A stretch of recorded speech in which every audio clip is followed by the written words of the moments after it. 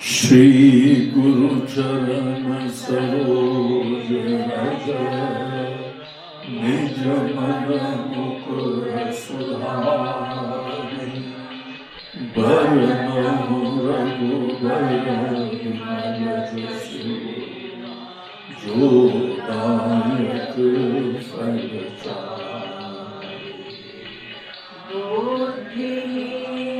तनु जानिके सुमिरो पवन कुमार बल बुद्धि विद्या देहु मोहि हरहु कलेश विकार।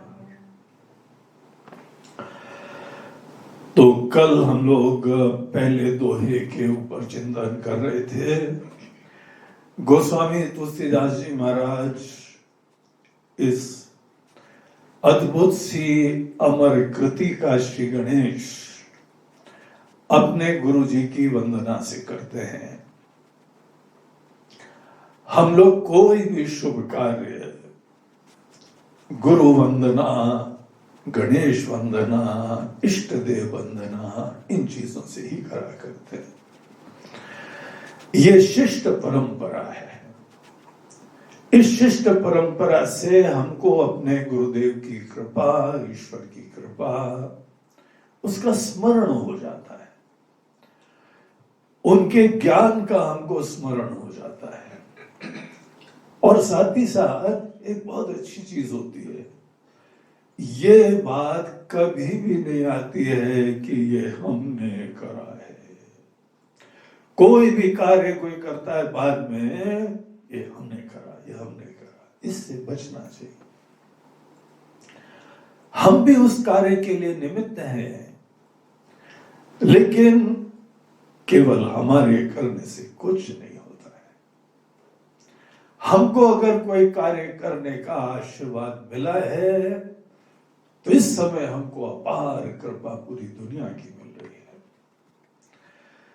सबकी कृपा हमको जब मिल रही है, उसका ही स्मरण सब चीजों के जो स्वामी है उनका स्मरण मात्र से हो जाता है। हम इस समय अनुभव कर रहे हैं कि हमको अगर ये कार्य करने का इस समय मौका मिला है तो इस समय जो है पूरे ब्रह्मांड की कृपा हमको मिल रही है। हमारा शरीर भी टिका हुआ है, ये भी ईश्वर की कृपा। हमारे पास कुछ ज्ञान है, अकल है, ये भी गुरु की कृपा, ईश्वर की कृपा। हम इस समय बोल पा रहे हैं, गला ठीक है, लंग्स ठीक है, कोरोना काल में विशेष तुम्हारी सांसें, तुम्हारा गला ठीक ठाक हो, ईश्वर की बड़ी कृपा है। तो ये सब चीजों की परंपरा में ही हम लोग हर कार्य में स्मरण करते हैं, पूरी समष्टि का आशीर्वाद बरस रहा है। तो अपने गुरुदेव की वंदना करते हुए कहते हैं, श्री गुरु चरण सरोज रज। हम अपने गुरुदेव की ज्ञान, ऐश्वर्य, भक्ति, इन समस्त शक्तियों के साथ जो ज्ञान से युक्त है, साक्षात ब्रह्म स्वरूप है, गुरु सदैव हमारे लिए हमारे ईश्वर ही रूप धारण करके आते हैं। और इसीलिए जो व्यक्ति अगर गुरु को ही ईश्वर देखने लगता है, उसके लिए गुरु में सब लोग देवता समाहित हो जाते हैं। इसीलिए आपको कोई धर्म संकट नहीं होना चाहिए। अगर आप अपने इष्ट देव में समस्त देवता देख लीजिए तो कोई देवता नाराज थोड़ी होंगे आपसे। यार हमारा तूने भजन नहीं करा, उसका भजन कर लिया, हमारा मंत्र नहीं पढ़ा, उसका मंत्र पढ़ लिया। ये चक्कर संसारी लोगों में होता है, ये बाकी दुनियादारी में होता है। जो सब अपने अपने आप को पृथक समझते हैं, ये सब चक्कर ही उनका होता है। इसीलिए हमारे गुरुदेव में सब गणेश जी समा गए हैं, हमारे ईश्वर समा गए हैं। ईश्वर का भी अलग से स्मरण करने जरूरत ही नहीं है। कोई बोलता है कि गुरु और ईश्वर दोनों खड़े हैं, काके लागू पाए। अब बड़ा धर्म संकट उन्होंने बता दिया। हम तो ये कहते हैं जिसने भी ये बात कही है अज्ञानियों के लिए कही है। कबीरदास जी अज्ञानी नहीं थे, लेकिन अज्ञानियों के दृष्टि का ही जो है अनुवाद करते हुए ये उन्होंने बात कही है। अगर तुम देख रहे हो गुरु और गोविंद अलग अलग खड़े हुए हैं और तुमको मन में विचार आ रहा है किसके पहले चरण छुए, तो उन्होंने ऐसे भेद बुद्धि अज्ञानी लोगों का समाधान करा है कि तुम जो हो गुरुदेव का पहले चरण स्पर्श कर लेना, आशीर्वाद ले लेना। लेकिन जो ज्ञानवान हो गया, अभी तो धर्म संकट क्या था, किसके पैर छुए पहले, तो पैर किसके छुए वो समस्या थी। अभी तो तुमको गुरु का ज्ञान ही नहीं मिला है। जिस दिन गुरु के द्वारा दिया ज्ञान मिल जाएगा उस दिन क्या होगा, उस दिन ये प्रश्न खत्म हो जाएगा। उसके बाद गुरु गोविंद दो खड़े, उसका प्रश्न ही खत्म हो जाएगा। फिर हम अपने गुरुदेव को पहचान जाएंगे, अपने भगवान का भी तब तो पहचान जाएंगे। और जब गुरु और भगवान का तत्व पहचान जाएंगे तो दोनों एक रूप हो जाते हैं। गुरु ईश्वर की वो अपार कृपा है, जब भगवान ही हमको ज्ञान देने आते हैं। जब भी भगवान कोई कार्य करने आएंगे तो कोई रूप धारण करके आएंगे, और वही रूप गुरु का होता है। गुरु का मतलब होता है जो हमको ज्ञान देता है, जो ज्ञान के धाम है। और केवल हमारा प्रॉब्लम तो अज्ञान है ना, इसीलिए जब अज्ञान दूर हो जाता है तो सब कुछ, सब प्रॉब्लम दूर हो जाता है। हमारा छोटापना ही दूर हो गया, द्वैत दूर हो गया। इसीलिए गुरु रूप से ईश्वर के आने के अलावा कोई बड़ी कृपा नहीं होती। इसीलिए केवल गुरुदेव का स्मरण करते हैं। और हाँ, यहां पर जो है आगे गुरुदेव ने जिस तत्व का हमको चर्चा करी है उसी का ही स्मरण करते रहें, उसका आशीर्वाद मांग रहे हैं। तो कल हम लोग देख रहे थे कि श्री गुरु चरण सरोज रज निज मन मुकुर सुधार। गुरु के चरण रज से अपने मन रूपी शीशे को साफ करो। साफ करने के बाद मन रूपी शीशा साफ होता है, इसका मतलब क्या है? मन गंदा है, उसका परिचय कैसे मिलता है? अब वही तो साफ करेगा ना जिसको लगेगा कि हमारा मन भी गंदा है। अब किसी को दिख ही नहीं रहा मन की गंदगी, तो वो ये श्लोक भी नहीं बोलेगा, ऐसी प्रार्थना भी नहीं करेगा। मन की जो है मलिनता छोटापना होती है, और छोटेपने से प्रेरित अनेकों चेष्टाएं होती हैं। वस्तुतः हम लोग कुछ और हैं, बहुत बड़े हैं, बड़े दिव्य हैं, लेकिन वो नहीं जानने की वजह से अपने आप को एक क्षुद्र छोटा जीव मान लेते हैं, नश्वर। हमारा जन्मदिन आया है, हमारा जो है इस समय जन्मदिन हुआ, और हमारा जो है एक दिन नाश हो जाएगा, इसको छोटापना बोलते हैं। काल में संकुचिता, काल विशेष में ही अस्तित्व, ये छोटापना। और एक बार जो छोटा अपने आप को मान लेता है ना, छोटापना अच्छा ही नहीं लगता है किसी को। छोटेपने की बड़ी घुटन होती है, छोटेपने में असुरक्षा होती है। छोटे पने के अंदर ही हम अनेक चीजों की आकांक्षा करते हैं, पूरी दुनिया हमसे अलग हो जाती है। हम जिस दिन छोटे हुए पूरी दुनिया हमसे अलग हो गई,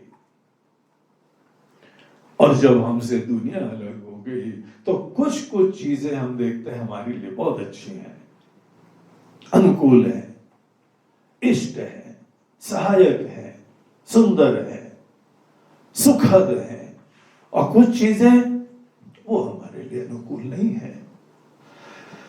तो ये जो हमको अच्छा लगता है उससे विशेष अटैचमेंट, जो नहीं अच्छा लगता है, जो हमको जो है पीड़ा देता है, जो समस्या देता है, उसके प्रति मन में विद्वेष। ये अनेकों राग द्वेष की कंडीशनिंग होना, इनके पीछे हमारी स्वार्थ होना, उसके पीछे हमारा छोटापना होना, ये सब चीजें, इनको ही मलिनता बोलते हैं। और उनमें सबसे प्रारंभ में सबसे बड़ी चीजें तो हमारे राग द्वेष काम क्रोध, उन्हीं से सब चीजें, पूरा परिवार उसी से आता है।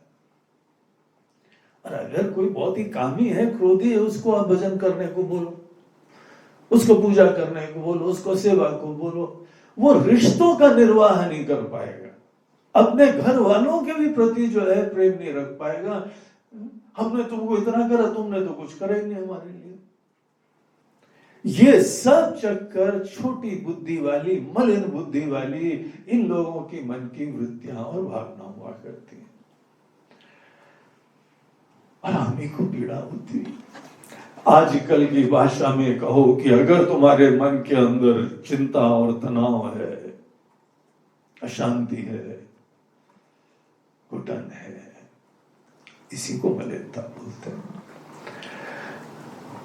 और अपनी मलिनता का एहसास उत्पन्न करके फिर उसका निराकरण करने के लिए कोई भी सत्कार्य तभी हो सकता है जब मन शांत हो, प्रसन्न हो, विचारशील हो, तभी तो कोई कार्य कर पाएंगे।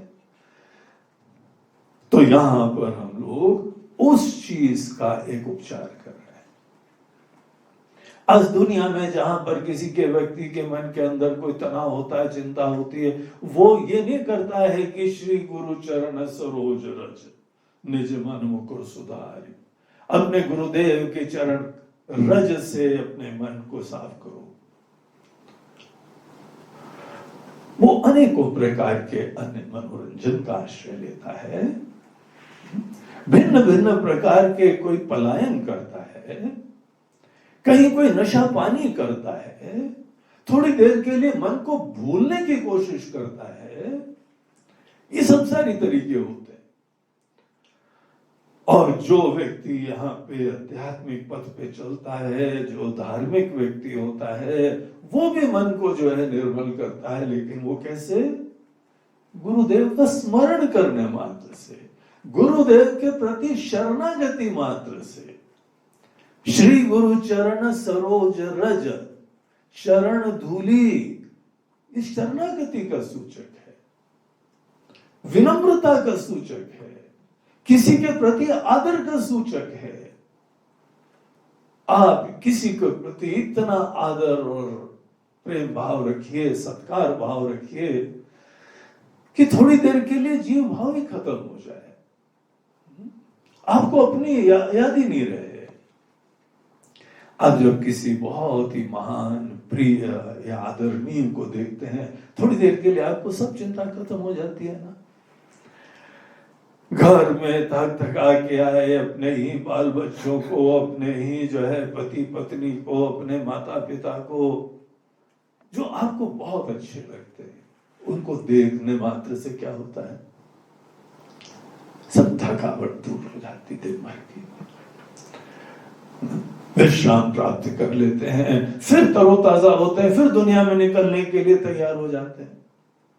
जैसे हमारे प्रियजनों का हम स्मरण करने मात्र से थकावट दूर कर लेते हैं, चिंता दूर कर लेते हैं, जिसके लिए उसके गुरुदेव बहुत आदरणीय है, प्रिय है, इंस्पायरिंग है,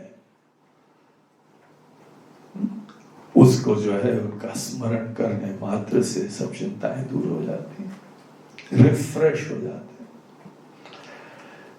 अज्ञान में, नासमझी में अनेकों तनाव भी आते रहते हैं, विकार भी आते रहते हैं, अभिमान भी आता रहता है, काम क्रोध भी आते रहते हैं, ये सब आता है।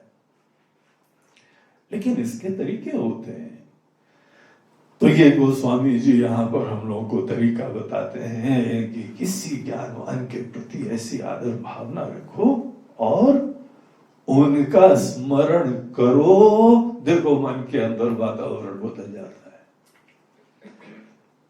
क्योंकि गुरुदेव इतने उदार हैं, प्रेममय हैं, ज्ञानवान हैं, इंस्पायरिंग हैं, करुणामय हैं, इसलिए हमारे मन में वही भाव आता है।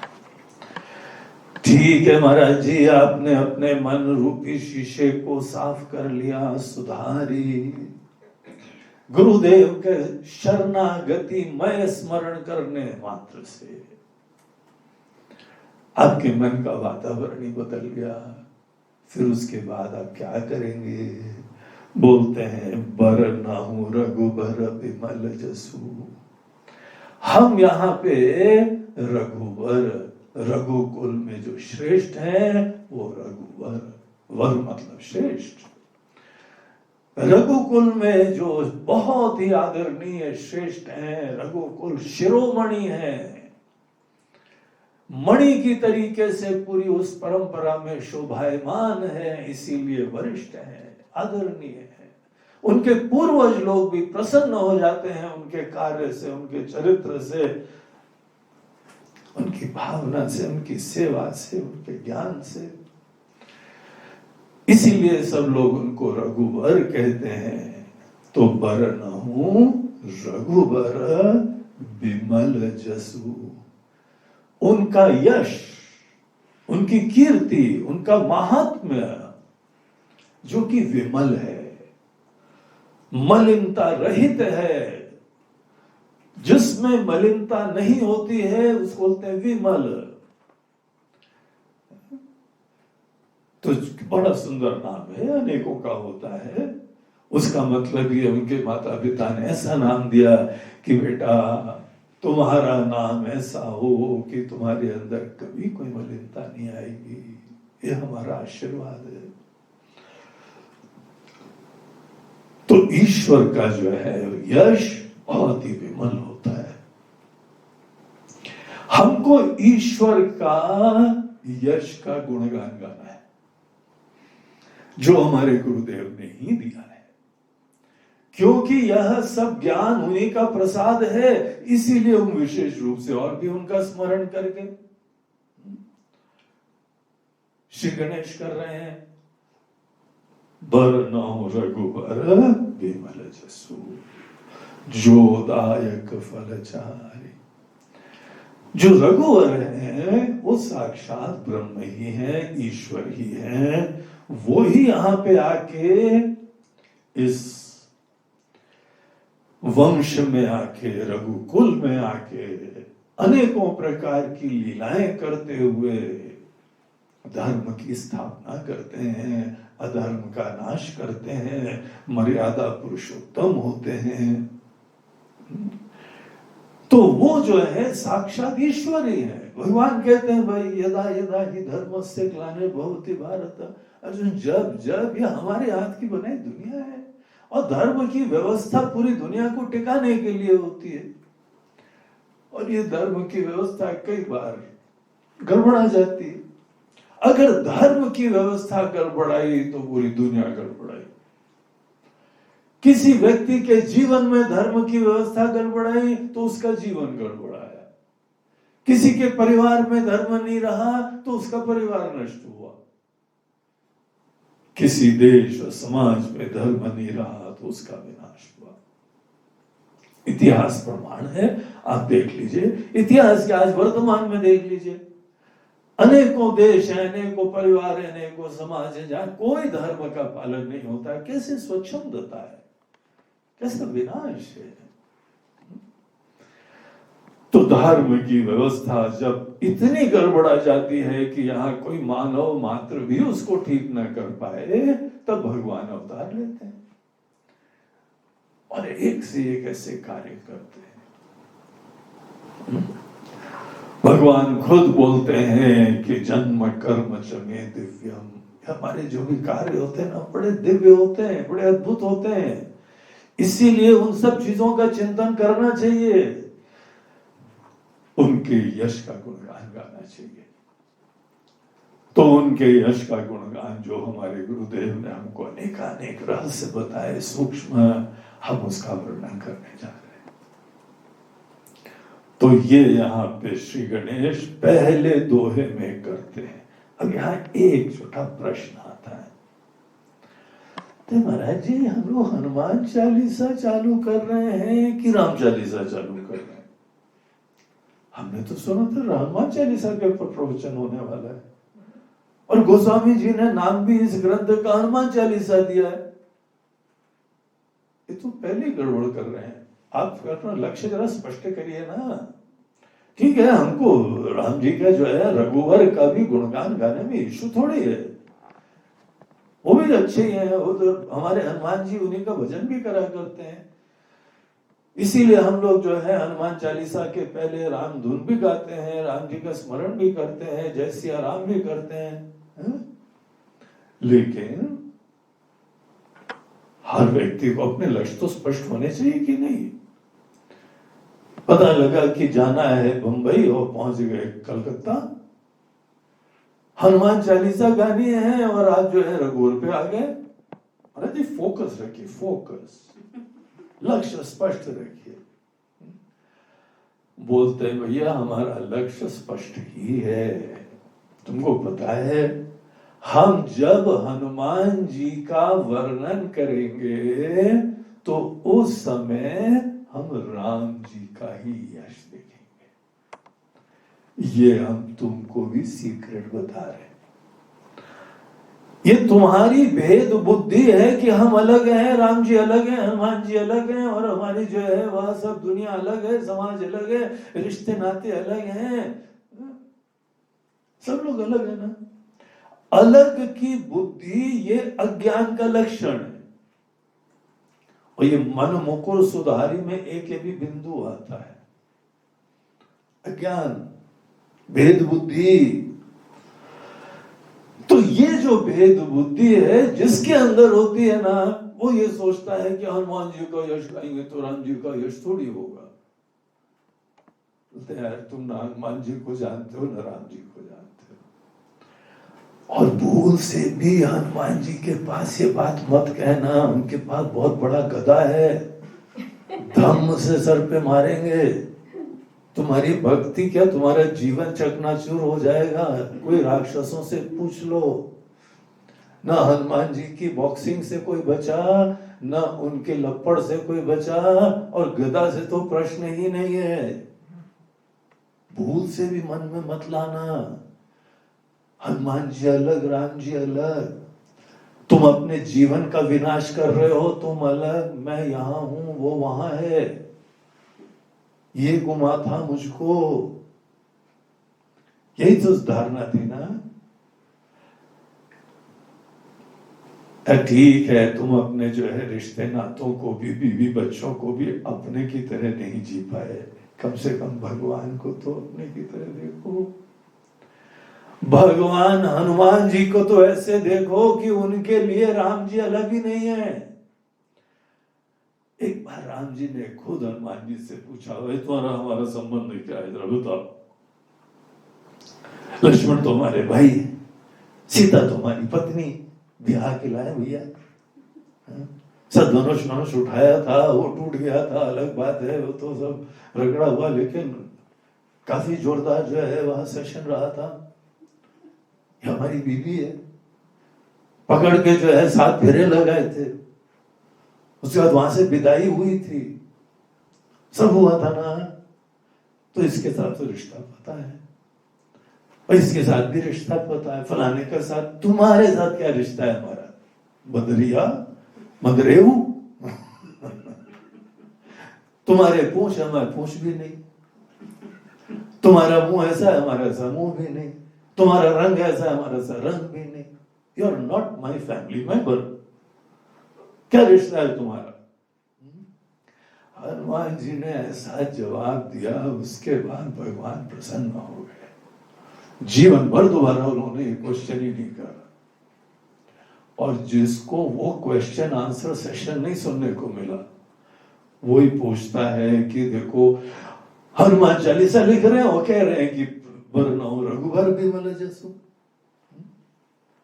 हनुमान जी कहते हैं कि हे भगवान, हमारा पूरा जीवन शरीर के दृष्टिकोण से आपकी सेवा के लिए, हमारा सौभाग्य है, हमारी पहचान है, हमारी अस्मिता है, और जिसकी हम सेवा कर रहे हैं उसके बगैर हमारा जीवन शून्य है। हमारी खुशी है उसी चीज में। स्वामी और सेवक का संबंध है।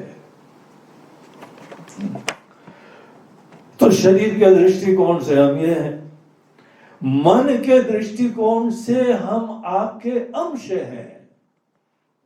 आप अंशी हैं, हम आपके अंश हैं।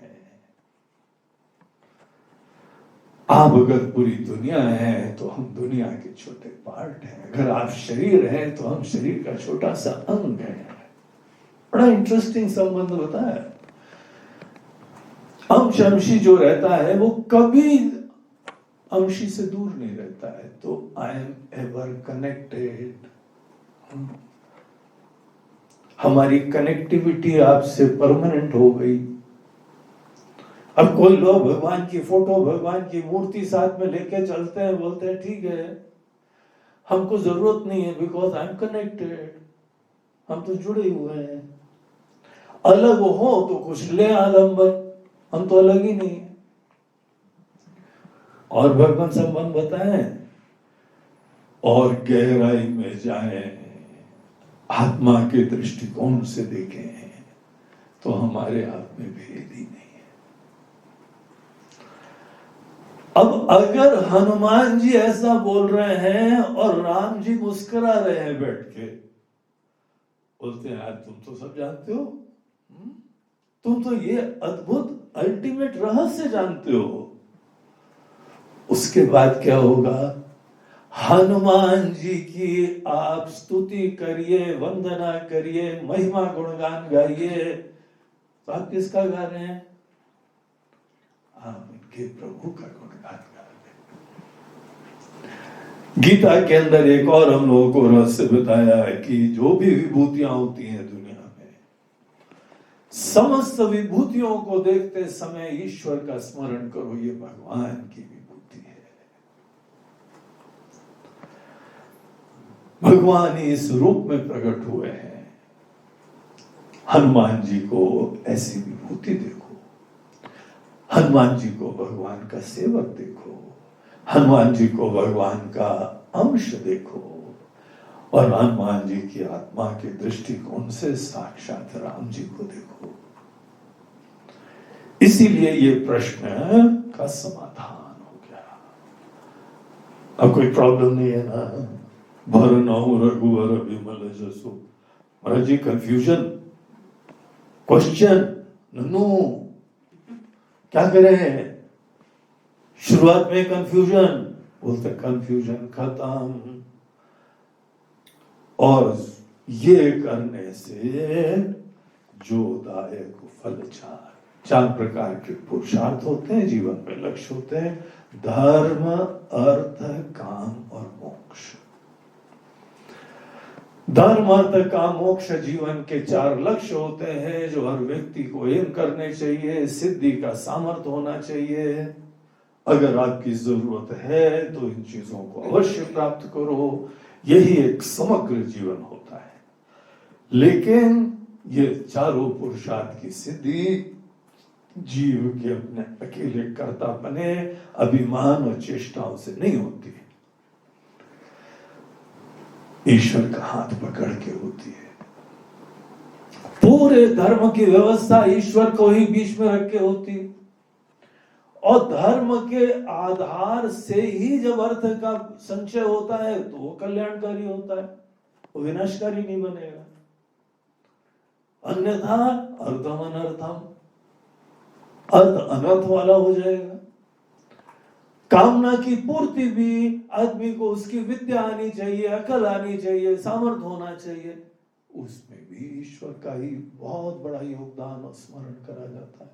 मुक्ति तो ईश्वर की प्राप्ति होती है, उससे ईश्वर से मिलना होता है।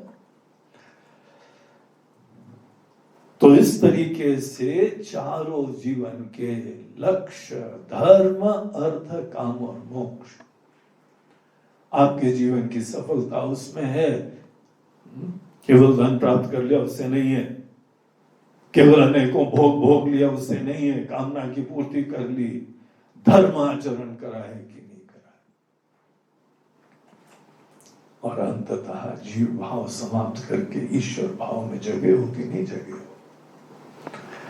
ये सब चीजें ईश्वर की वंदना से, ईश्वर के विमल यश के गुणगान से ये लक्ष्य सिद्ध हो जाते हैं। बहुत बढ़िया प्रार्थना है। सदैव इस प्रार्थना को दिन में प्रारंभ से ही कर लेना चाहिए। दिन का शुरुआत हो, किसी मंदिर में जाओ, ये सदैव तुम्हारी एक दिल की प्रार्थना बन जाए। तो इससे हनुमान चालीसा का श्री गणेश होता है। तो ये पहला दोहा। अब कल हम लोग दूसरे दोहे के ऊपर चिंतन करेंगे। बोलो श्याम रामचंद्र की, पवन सुत हनुमान की।